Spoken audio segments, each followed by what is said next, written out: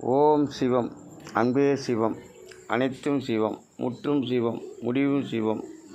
முதலும் சிவம். ஓம் சிவம். ஓம் நமச்சிவாய. இன்று உலக அளவில் 160 கோடி மக்கள் வாழ்கிறார்கள். இவர்களுக்கு ஒரு நாளைக்கு ஒரு நாள் அன்று அவர் சுவாசிக்கும் காற்று எந்த அளவு என்று அரசுக்கு தெரியாது. ஆனால் எங்கள் போன்ற ஞானிகளுக்கு தெரியும். எங்களால் நிரூபிக்க முடியும். அந்த அளவுக்கு பசுமை மரம் உள்ளதா இல்லையா? ஒரு மாநில அரசு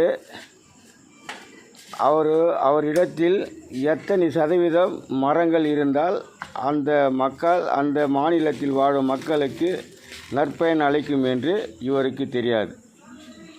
இவருக்கு தெரிந்தது ஒன்று, தாலுகா ஆஃபீஸில் டெண்டர்கள் மக்கள் வாழ்வதற்கு தேவையான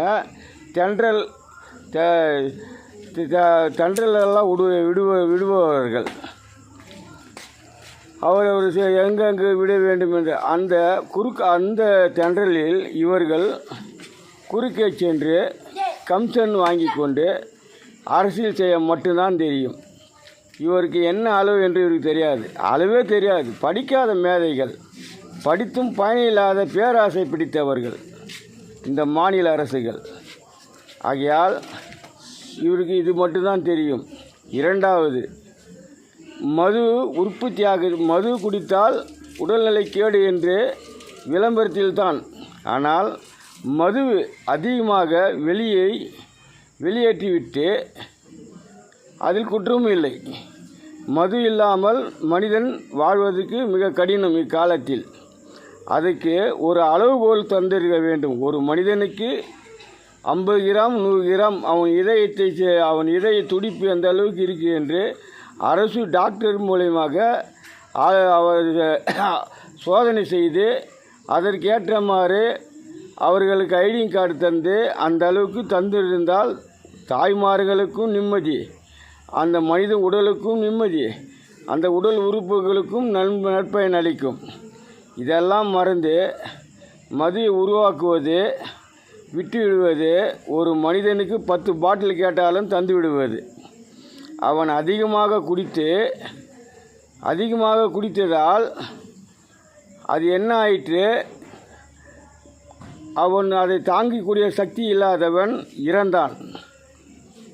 அதை தாங்கிக்கூடிய சக்தி உள்ளவன் தேறி வருகிறான். இதில் அரசு செய்த மாபெரும் குற்றம். இந்த குற்றத்தை மறைக்க அரசு மருத்துவர் டாக்டர் அவருக்கு அடிமையாகி பொய் உரைத்தார். எப்படி என்றீர்களா? அது கள்ளச்சாராயம்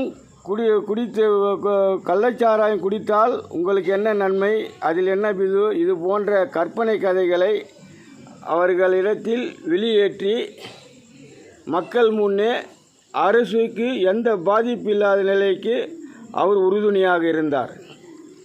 அரசு செய்ய குற்றம் நன்கு அவருக்கே புரிந்தது.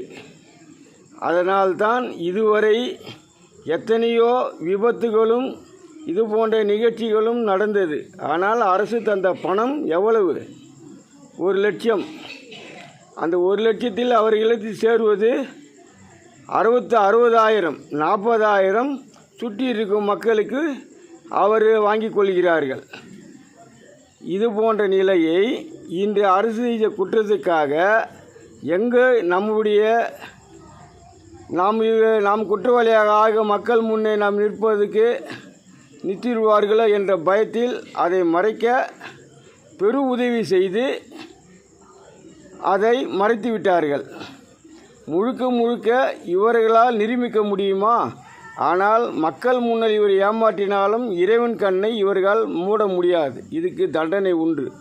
பொறுத்திருந்து பாருங்கள். இறைவன் என்ன செய்ய போகிறார் என்று பாருங்கள்.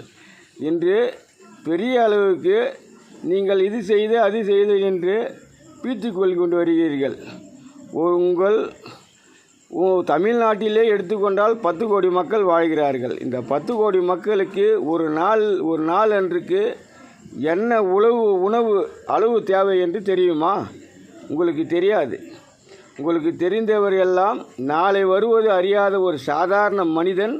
நீங்கள் பட்ஜெட் தாக்கல் செய்கிறீர்கள். ஒரு ஆண்டுக்கு இத்தனை கோடி, ஒரு ஆண்டுகள் அத்தனை கோடி. இது செய்ய மட்டும்தான் உங்களுக்கு தெரியும். ஆனால் அந்த 1 கோடி சம்பாதிப்பதற்கு அந்த பணம் எங்கிருந்து வருகிறது? மக்களுடைய உழைப்பு எவ்வளவு? மக்கள் எவ்வளவு பாதிக்கப்படுகிறார்கள்? எத்தனை பேர் உயிர் இழக்கிறார்கள்? இதனால் அத்தனை பேர் வேதனை அடைகிறார்கள் என்பதெல்லாம் தெரியாது. எத்தனை பேர் கற்பழிக்கப்படுகிறார்கள்? அந்த குடும்ப நிலை என்ன? நீதிமன்றம் முதல் காவல்துறை முன் எத்தனை அவமான சின்னங்கள். இது போன்ற நிலையெல்லாம் தடுப்பதற்கு சட்டங்கள் இருந்தும் அதை கண்காணிக்காமல் செல்வதற்கு காரணம் என்ன? உங்களால் நிரூபிக்க முடியுமா? முடியாது. காரணம், நீங்களே பல குற்றங்களை செய்து வருகிறீர்கள். உங்கள் மனசாட்சிக்கே தெரியும். நீங்களே குற்றவாளியாக இருக்கும்பொழுது எப்படி இதெல்லாம் நிலைநாட்ட முடியும் உங்களால்? ஆகையினால் இறைவன் கூறும் ஒரே பதில், இனி பூமியில் இடைவெளி கிடையாது. உங்களால் எந்த நற்பயனும் மக்களுக்கு இதுவரை கிடையாது. இடையில் உருவாக்கப்பட்டவர் தான் நீங்கள். இது மக்களை வழிநடத்த நிறுவனங்கள் உள்ளது, காவல்துறை உள்ளது, நீதிமன்றங்கள் உள்ளது. உங்களுக்கு எந்த விதம் வேலை இதுவரை உங்களால் என்ன ரோட்டிலுக்கு தார் ஊற்றினீங்களா? இதை வீரபாண்டை கபட நாட்டு நட்டாயா, களப்பறித்தாயா? எதற்காக? அது போன்ற நிலையில் தான் நீங்கள் வாழ்ந்து வருகிறீர்கள். உங்களால் மக்களுக்கு என்ன நன்மை? பிச்சைச்சான் பெருமாள் அத்தை புடுங்கிச்ச அனுமார் அந்த மாதிரி போன்ற கதையில் மக்கள் உழைப்பில் நீங்கள் உயர்ந்து வாழ கிருமல் வழியில் மூளை வளர்த்து கொண்டு செயல்படுகிறீர்கள். இது மாபெரும் குற்றம். இது இறைவன் இதுவரை பொறுத்து இருந்ததுக்கு காரணம் வேறு. பூமியில் இடைவெளி நிறைய இருந்ததனால் இறைவனுக்கு அனைவருக்கும் குழந்தைகளே என்று உங்கள் இச்சைக்கு அவர் செவி சாய்த்து வந்தார். இனி செவி சாய்ச்சி வருவதற்கு பூமியில் இடைவெளி இல்லை. பசுமை மரங்கள் வேகமாக அழிந்து வருகிறது. காட்டில் உள்ள மிருகங்கள்லாம் வெளியேறி வருகிறது. அங்கு வாழும் மக்கள் ஒவ்வொரு நாளும் உயிர் பயத்தில் வாழ்ந்து வருகிறார்கள். இதையெல்லாம் சரி செய்ய உங்களுக்கு சட்டம் இருந்தும் திட்டம் இருந்தும் எதுவுமில்லை. நகர்ப்புறம் அருகிலே உங்கள் சேவைகளை செய்து கொண்டு படம் போட்டு காட்டி வருவீர்கள். உங்களை அடக்க ஆள் இல்லாமல் என்ற ஒரு முடிவா, இல்லை கேள்வி கேட்க ஆள் இல்லை என்ற முடிவா, இல்லை உங்கள் இச்சைக்கு நடக்க வேண்டும் என்று சட்டம் எழுதியுள்ளதா? எதுவுமே கிடையாது. நீங்கள் ஒரு சாதாரண மனிதன். ஆகையினால் இனி நீங்கள் சேமித்து வைத்திருக்கும் பொருள்களை வைத்து நீங்கள் வாழ்வதற்கு வழி தேடிக்கொள்ளுங்கள். இதிலே உங்கள் பதவி ஆசை நீடித்தால் அவமான சின்னங்கள் சந்திப்பது உறுதி. இது இறைவன் வாக்காகும். ஓம் சிவம், அன்பே சிவம், அனைத்தும் சிவம்.